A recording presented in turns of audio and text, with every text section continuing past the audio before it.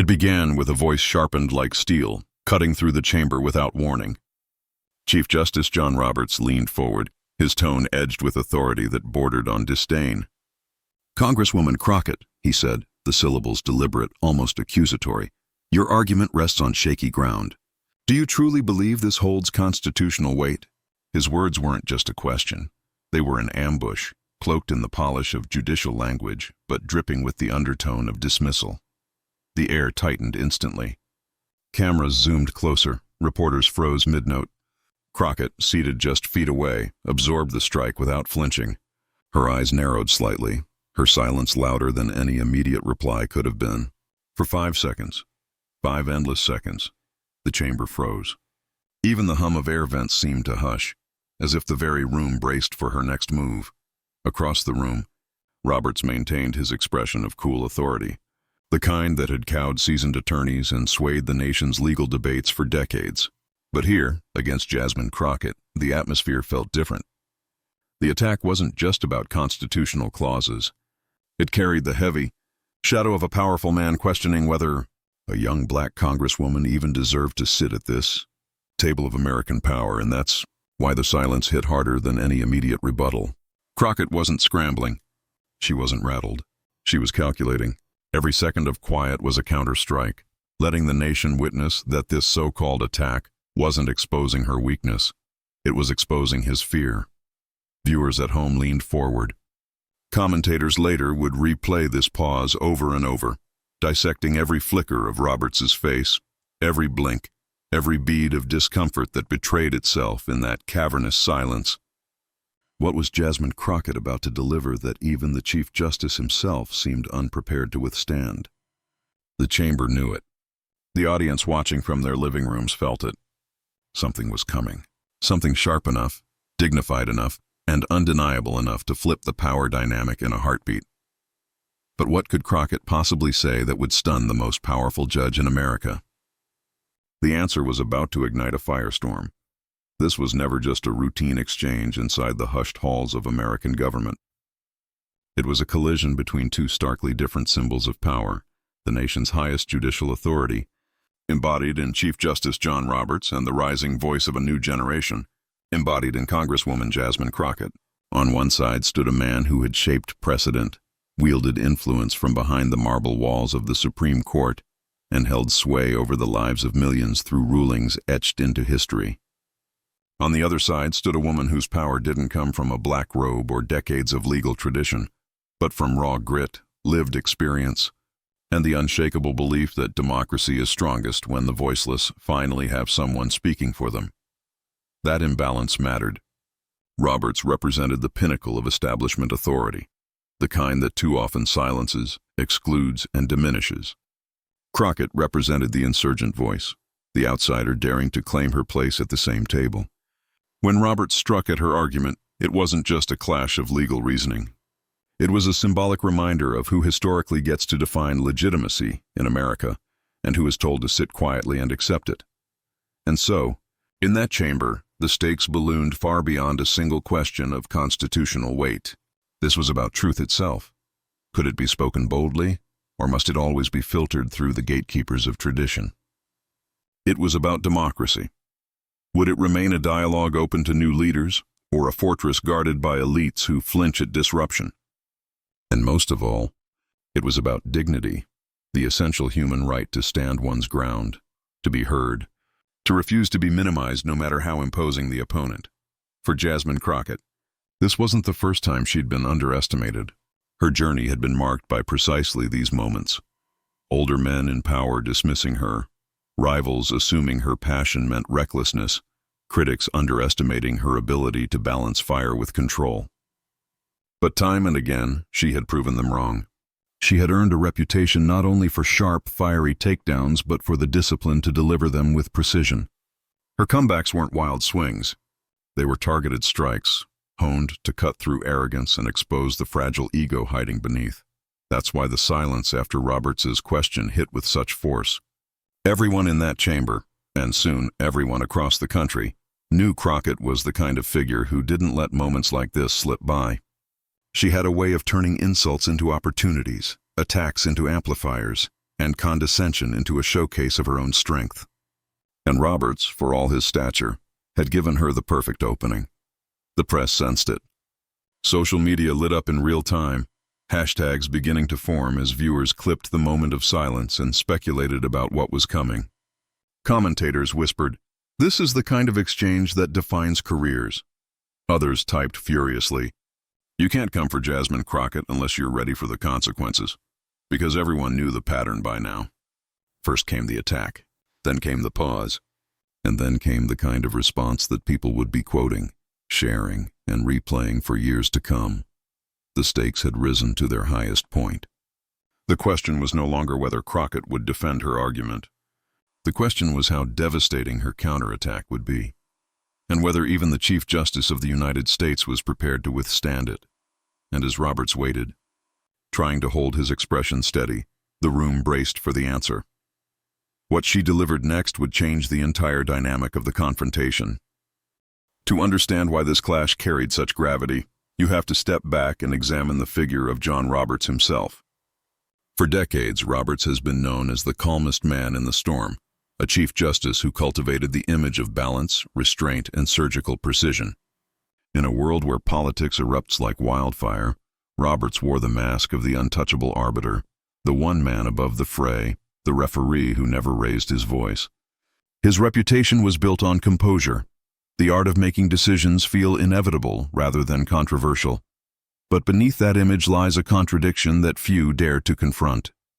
Because Roberts, for all his restraint, has always shown a peculiar instinct, deference to power. Time and again, critics have noted how his decisions bend toward protecting institutions, corporations, and elites, even when it comes at the expense of ordinary people. He preaches neutrality, but the scales he holds are never as even as he suggests. Look at his record. When the rights of workers, immigrants, or marginalized voices came under scrutiny, Roberts often shifted toward caution, toward precedent that kept power centralized where it had always been. Yet when corporate influence, executive authority, or entrenched structures of privilege needed reinforcement, Roberts rarely hesitated. His legacy is laced with rulings that maintain the hierarchy, dressed up in the language of constitutional fidelity. And then there is his selective outrage. He has been quick to scold political actors when they push too aggressively, quick to chide lawyers for straying too far from courtroom decorum.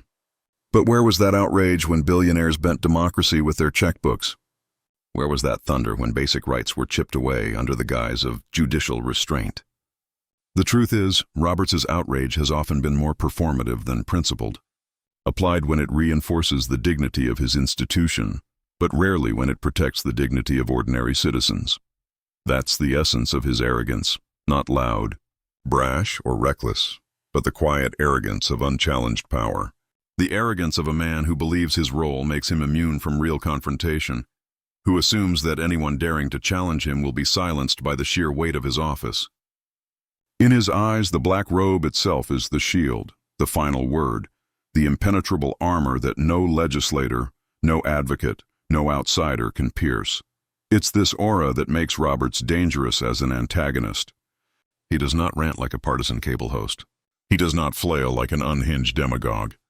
Instead, he disarms with calm, projects inevitability, and wraps his decisions in a veneer of reason so polished it feels sacrilegious to question it. His power is subtler, the power of someone who has been told for decades that his judgment is final, his perspective beyond reproach, his authority untouchable. But masks have a way of slipping. And Roberts, in that chamber with Jasmine Crockett, let a glimpse of something raw flicker through. His question wasn't neutral. It wasn't detached. It wasn't the voice of an impartial referee. It was sharp, pointed, and dripping with a condescension that betrayed the man beneath the robe. For once, Roberts wasn't speaking from the mountaintop. He was leaning in, attacking, trying to assert dominance over someone he assumed was beneath him, and that is precisely what made the moment so electric. Because Crockett was not beneath him, not in intellect, not in preparation, not in moral authority. And by revealing his hand, Roberts exposed a vulnerability he had spent his career avoiding, the possibility that someone could puncture his aura, meet his composure with greater composure, meet his power with greater courage. To many, Roberts still stands as a symbol of stability, the steady hand in an era of chaos. But for others, particularly those who see how power operates beneath the surface, Roberts represents something else. The gatekeeper who maintains the status quo, who cloaks inequality in the language of judicial tradition. He is the embodiment of a system that rewards Polish over passion, hierarchy over equality, and precedent over progress. And yet, what makes his story compelling is not that he is a cartoon villain, snarling in obvious malice. It's that his villainy is woven into the fabric of authority itself. He is the man who believes he doesn't need to shout because the entire system shouts for him. He is the man who believes that silence is strength because no one has ever dared to break it. He is the man who believed in that chamber that his reputation alone would render Crockett defenseless. But power unchecked always carries seeds of its own undoing. Robert's mask of calm authority was about to be tested in a way it never had before. Not by another justice, not by a legal scholar with equal prestige, but by a congresswoman who embodied the very voices he had long kept at the margins. And as the silence stretched in the aftermath of his attack, the question lingered like static in the air.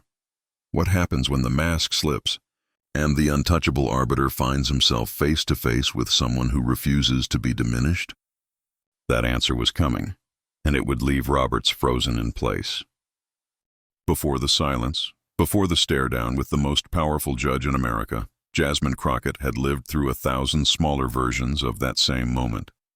Her story is not just the tale of a congresswoman in Washington, but of a woman forged in fire long before she ever set foot in the halls of power. Crockett's journey began not in ivy-covered walls or elite country clubs, but in the grit of communities too often forgotten. She trained as a lawyer with one goal etched into her spirit: to defend those who had no defender.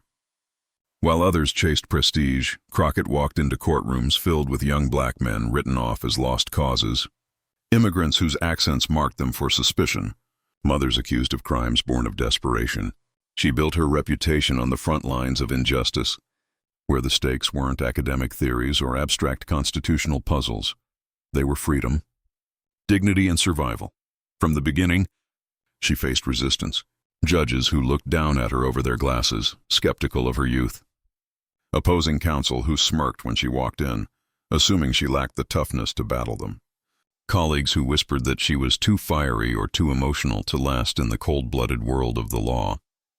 Again and again, Crockett encountered the same pattern: condescension as the first response, dismissal as the second. But instead of shrinking, she sharpened. Every smirk was fuel, every underestimation a whetstone against her resolve. Crockett discovered early what Roberts himself would later learn. Underestimating her was the gravest mistake you could make. She was not simply passionate, she was strategic. Her fire came with discipline, her emotion with evidence, her indignation with irrefutable logic. She carried that reputation into politics, where the stage grew larger but the condescension remained the same. As a black woman in Congress, she was greeted with the subtle but cutting reminder that the institution had not been built for people like her.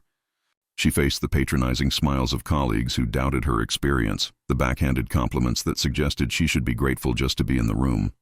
She endured cable news commentators who dismissed her as too loud, who caricatured her energy as anger rather than passion, who sought to box her into a stereotype rather than recognize the substance behind her words.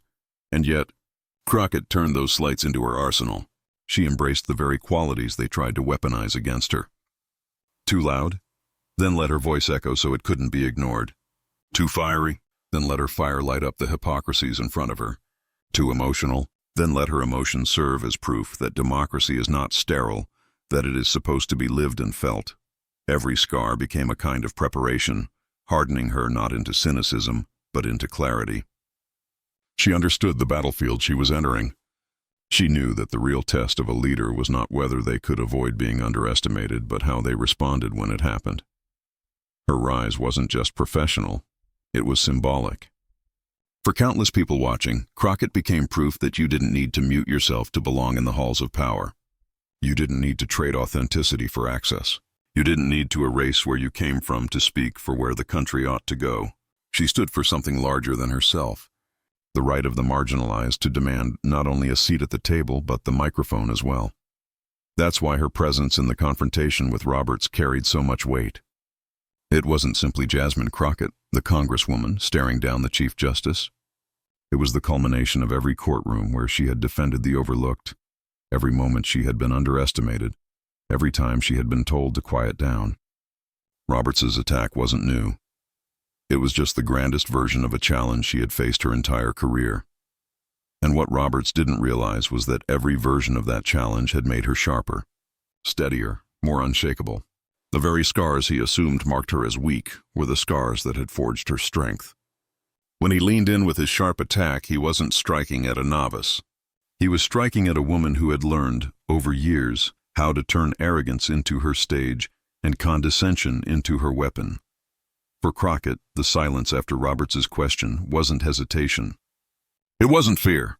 It was calculation.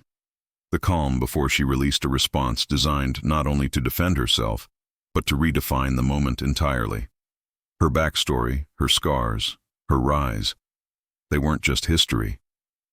They were the reason Roberts had miscalculated so badly. He thought he was challenging a congresswoman. He didn't realize he was challenging the embodiment of resilience itself, and that resilience, honed in courtrooms and tested in politics, was about to erupt in a way that would freeze the Chief Justice of the United States in his seat. The silence broke like glass under pressure. Roberts leaned back, his voice measured but laced with superiority, pressing his attack with the air of a man used to dominance.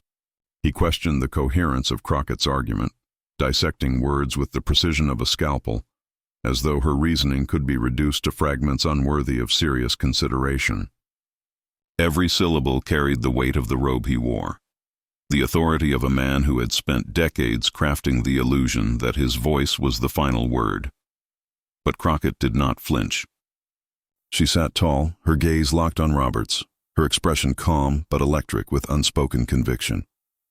When he raised an eyebrow, a subtle cue, meant to project skepticism and control, she answered it not with retreat, but with stillness.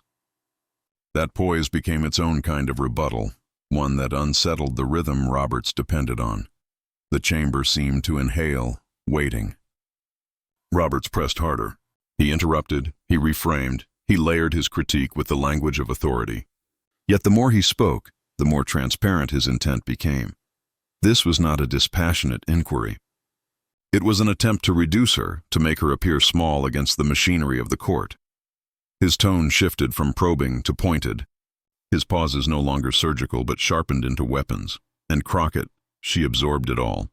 With each volley, she waited, measured, allowing his words to fill the chamber and echo uncomfortably against the silence she maintained. It was a strategy, subtle yet devastating. Let him talk, let him reveal himself.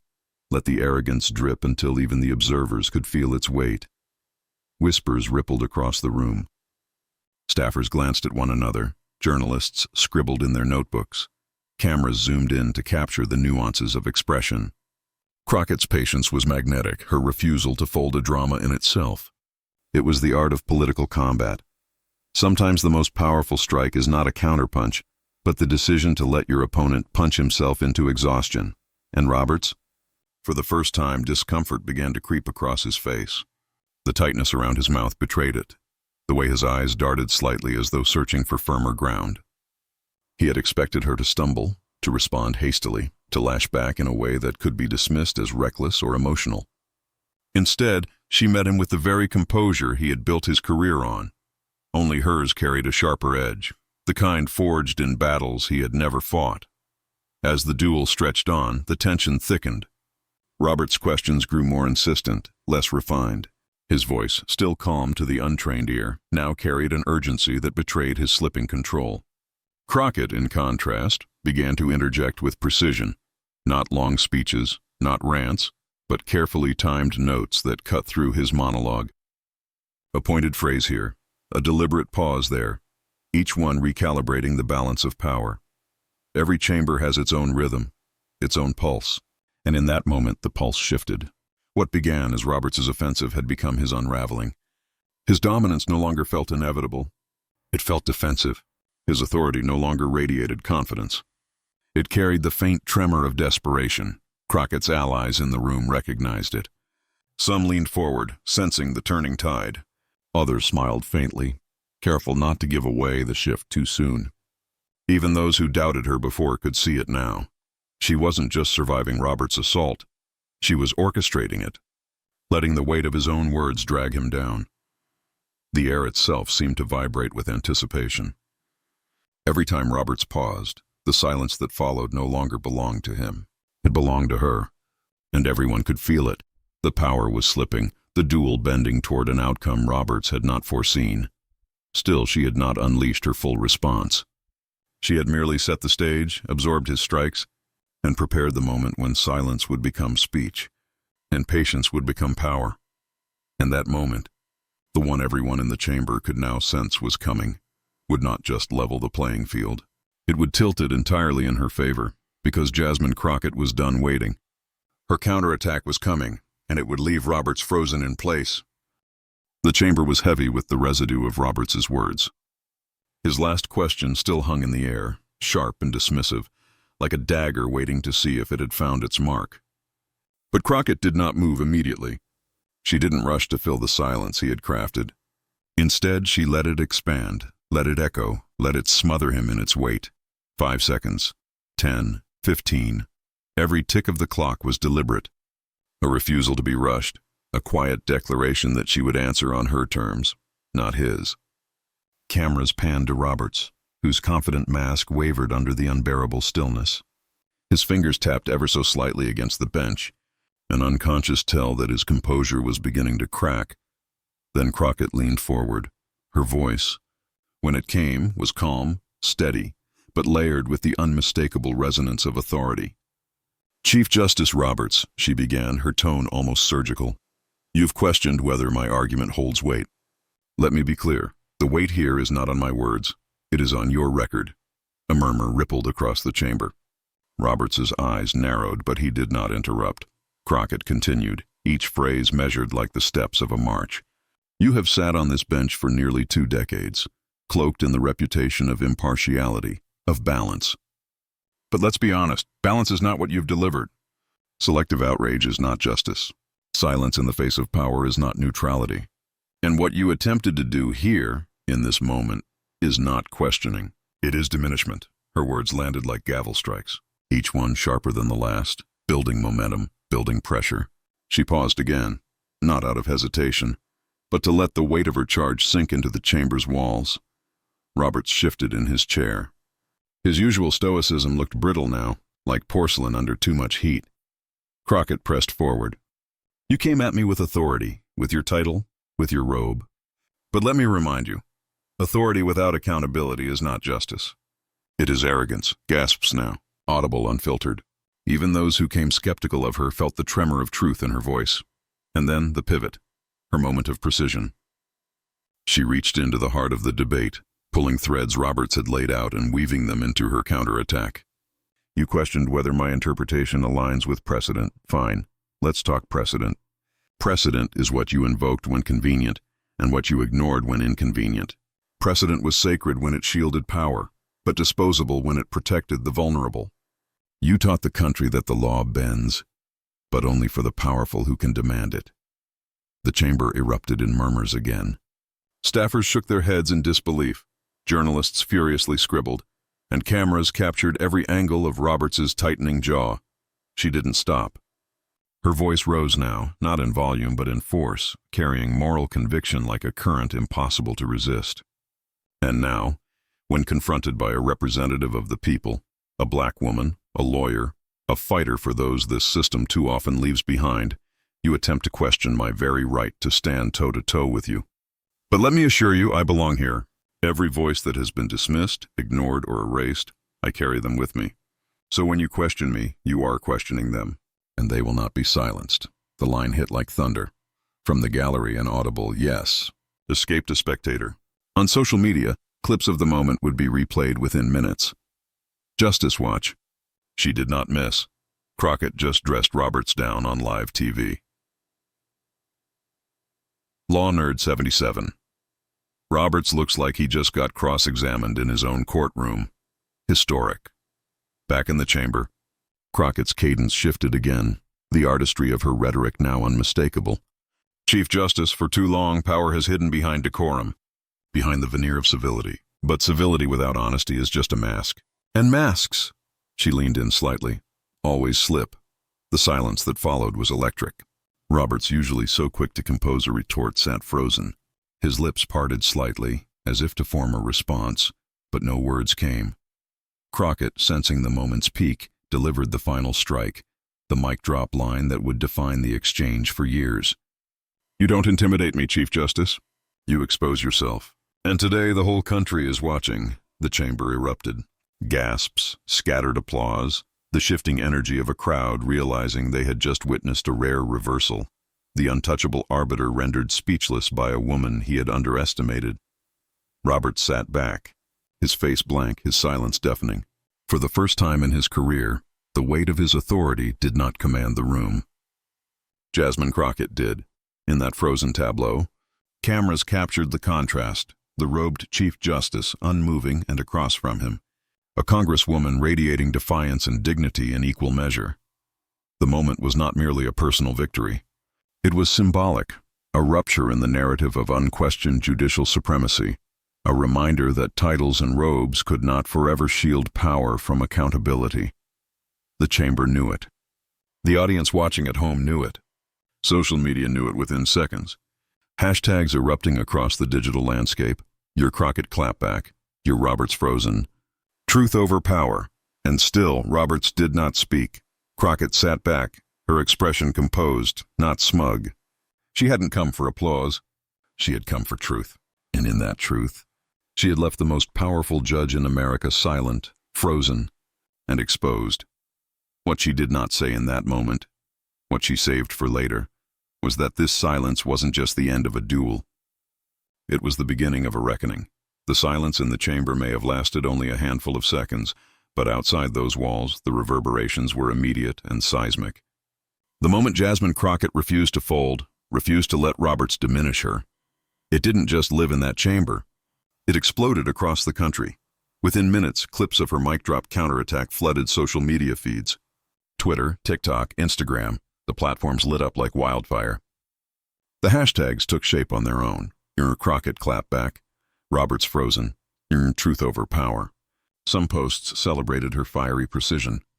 Others marveled at the sheer poise she displayed in the face of one of the most powerful men in America.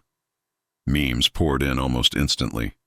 A split screen of Roberts frozen in silence against Crockett's poised glare. Captioned, "When the teacher gets schooled by the student." Another reimagined Roberts as a statue crumbling under Crockett's words. Tagged simply, "Justice served." And then came the short clips, TikToks layering her speech over booming soundtrack drops. Instagram reels captioned, "The silence that shook the Supreme Court." Even critics who rarely offered an ounce of praise found themselves forced to acknowledge the gravity of what had happened. Conservative commentators stumbled through awkward defenses of Roberts, only to concede that Crockett's composure was remarkable. One pundit admitted, "You may not agree with her politics, but she commanded that room." There's no denying it. But the story didn't stop with social media. By evening, the late-night circuit had its material. Trevor Noah-esque punchlines, Stephen Colbert's raised eyebrow monologues, Jimmy Fallon's playful exaggerations, all riffed on Roberts' stunned silence. One quip echoed across the airwaves. For the first time, the Chief Justice ran out of objections. Laughter rolled. But beneath the humor was recognition. This was a cultural moment, and it was being etched into memory through comedy. Cable news panels dissected the exchange frame by frame. CNN played her mic drop line on repeat, with commentators calling it one of the boldest congressional challenges to judicial authority in years. MSNBC hosts hailed her as a torchbearer of democratic accountability. Even Fox News couldn't ignore the moment. Instead, they tried to spin it, framing Crockett as too aggressive, yet the very fact they covered it signaled its impact. Community leaders weighed in, too. Activists praised her not just for standing up to Roberts, but for embodying the fight of so many who had been silenced or dismissed. Civil rights organizations released statements lauding her as a model of courage. Faith leaders preached sermons about speaking truth to power, and pointed to Crockett's poise as an example of conviction rooted in justice. And within immigrant communities, minority groups, and grassroots movements, her words resonated like a battle cry. She wasn't just Jasmine Crockett, Congresswoman. She was the embodiment of grit, a living rebuttal to those who had doubted whether voices like hers belonged at the table.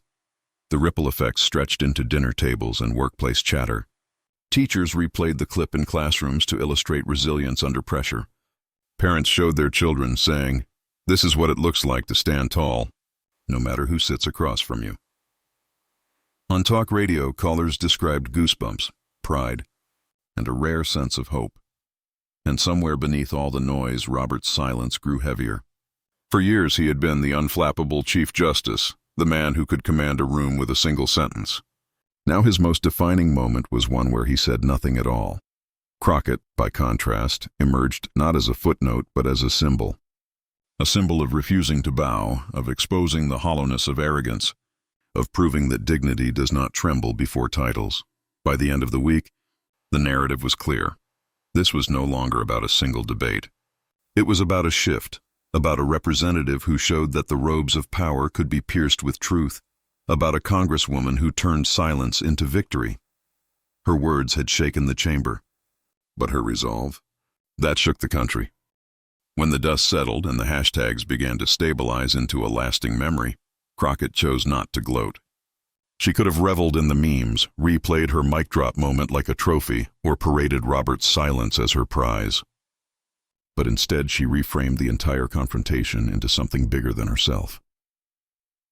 In a quiet interview days later, she said simply, "That silence wasn't about me winning. It was about showing that power trembles when faced with authenticity. It was a statement that cut through the noise, piercing deeper than the laughter, deeper than the outrage. Because she wasn't claiming personal victory. She was drawing attention to the deeper truth Robert's frozen silence had revealed. Power, when unchallenged, builds fortresses around itself. It expects deference, not defiance. But Crockett had reminded America that those fortresses are fragile when struck by honesty and dignity. Her confrontation proved that arrogance has no defense against someone who refuses to be diminished, and that is where her lesson took root. She universalized it, speaking not just to politicians or pundits, but to everyday people. She said, "Dignity is the one language arrogance can't silence." In those words, millions heard not just a reflection of that day's drama, but a compass for their own lives. It wasn't about standing in Congress or in a courtroom. It was about facing the bosses who dismiss you, the classmates who belittle you, the systems that try to erase you, and holding firm, because dignity cannot be argued away. Her message spread far beyond the walls of Washington. Immigrants saw in her strength a reflection of their own battles to be respected. Women recognized the weight of her poise under condescension that felt all too familiar. Communities of color understood the resilience she embodied, the patience, the precision, the refusal to let arrogance write the final word. And for young people watching, her moment became a blueprint for how to stand tall in a world that often tries to make them small. This wasn't Crockett versus Roberts anymore. That was just the spark. What the moment revealed was a bigger question simmering across America. Who are we when confronted with arrogance? Do we shrink back or do we rise? Do we let titles dictate truth or do we demand that truth stand taller than titles? Her silence before her counterattack, his silence after. Those two pauses became mirrors. One reflected strength gathering itself, the other reflected power stripped bare, and between them the nation was forced to choose which silence it wanted to claim as its own. Crockett's lesson, in the end, was not about victory. It was about vision. A vision of an America where dignity, not arrogance, defines the conversation. Where authenticity is not punished but celebrated. Where speaking truth to power isn't an act of defiance but a reaffirmation of democracy itself. And as her words continued to echo, in classrooms, in community centers, in family living rooms, they left a simple, searing reminder. This moment was never just about a congresswoman and a justice. It was about us. About who we are willing to be and whether we still believe that the soul of this nation belongs not to the untouchable few, but to the millions who keep speaking, standing, and refusing to be silenced. Because in the end, Roberts had his silence. But Jasmine Crockett gave America its voice. John Roberts may have launched the attack, armed with authority and sharpened words, But when the moment ended, it was Jasmine Crockett who stood unshaken, and Roberts who was left frozen. That's the headline, yes, but beneath it lies something far more powerful. The reminder that dignity, when wielded with conviction, can stop even the most untouchable figure in their tracks. And here's where you come in. If this story stirred something in you, if it reminded you why truth matters more than titles, why authenticity can outshine arrogance, then don't let it end here. Be part of the movement that amplifies voices like Crockett's, that refuses to let arrogance write the narrative of our democracy. Hit that subscribe button so you never miss the next story that exposes power for what it is and celebrates courage for what it should be. Share this video with your friends, your family, your networks, because moments like this aren't just entertainment. They're fuel for a bigger fight over who we are as a nation. And most of all, join this community. Add your voice, your perspective, your fire to a space where dignity isn't negotiable, where silence isn't weakness, and where arrogance always meets its match. Because silence in the face of arrogance isn't defeat. It's the sound of dignity winning. And together, if we keep standing tall, keep speaking truth, and keep refusing to be silenced, then arrogance won't just freeze for a moment. It will crumble for a generation. This is more than a channel. This is a movement. And we're just getting started.